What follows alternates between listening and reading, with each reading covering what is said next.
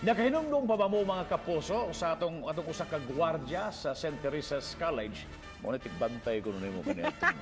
Ako na dyan nagipantayan. Sa netong panahon na. Oh. Yes. Yeah, Latin honors ko na niya. Cum laude graduate pa di siya, sis. Okay, so Kayo. Ug karon mga kapuso ato siyang kumustahon. Isip usa na ka teacher sa STC gihapon nga mo uy iyang gibantayan kaniadto. Ani ang report.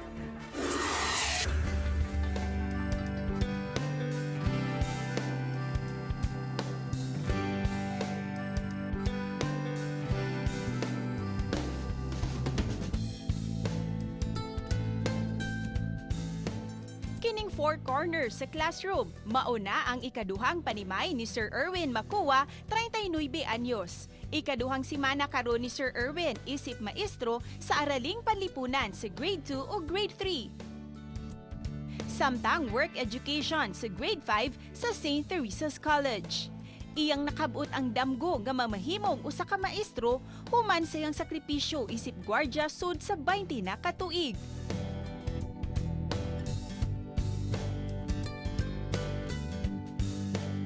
Mitapos siya isip cum laude ug mipasar sa licensure exam for teachers ni adto lang Nobyembre. Ug nahimo usab siyang class valedictorian sa elementary ug high school. Mapasalamaton si Sir Erwin kay nagbunga gayud ang iyang mga sakripisyo. Mga estudyante sa tunghaan ug ang ilang mga ginikanan nalipay sa kalampusan karon ni Sir Erwin. Kaniadto, nagtuo siya nga magpabilin lang siyang gwardya. Apan karon, magtutudlo na gayud si Erwin ug tawago na gani og Ginoong Erwin. Sinugdanan yun, galisod jud ko, and then wala ko mag-expect nga sa akong pag-guard, maabot ko ni nga punto sa akong life, mga mamahimong teacher. Kay I thought nga guard go forever. Dako ang kalainan isip maestro, kay sud sa classroom, magsilbi siyang maestro ug amahan. Nanginahanglan lang og taas nga pasensya tungod kay challenging ang bag-o niyang trabaho. Gisiguro usab niya nga kinahanglang magkat-on ang mga bata sa iyang mga leksyon. Pasensyado, and then the same time imong bantayan ang mga bata nga imong tuluan og tarong para gyud sila makaton. Dito sa gate, actually akong pagbanta nila kanang makakuha na silang ginikanan. Pero din sa classroom, mura kag amahan nila, you're not only nga bantayan nimo sila but at the same time imo silang tudluan aron sila makat-on sa akong lesson. Dubli akong gibuhat as a teacher at the same time as a father gyud nila. Gihulagway sa principal sa elementary department nga asset si Makuwa sa tunghaan tungod sa gihuptan niyang positive attitude ug dako usab ang nakita nilang potensyal ni Erwin. Committed ug passionate usab si Erwin.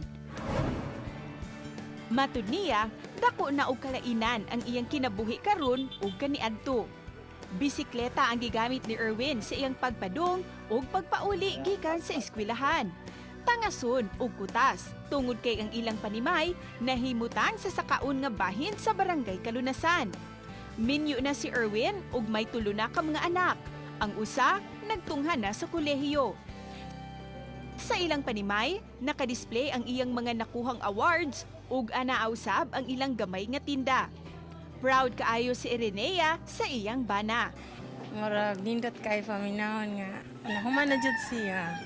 Nga ikaduha kanang magtudlo na sa mga bata, dili na siya mag-guard.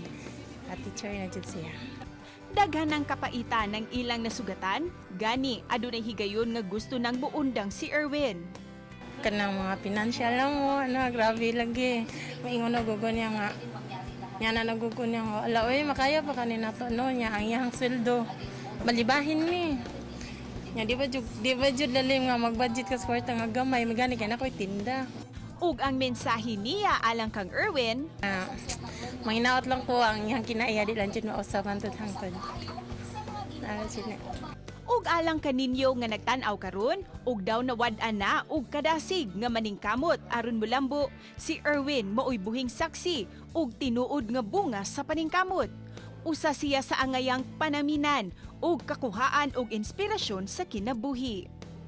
Uban ni Demi Hernani, Cecil Kibod Castro, Balitang Bisdak.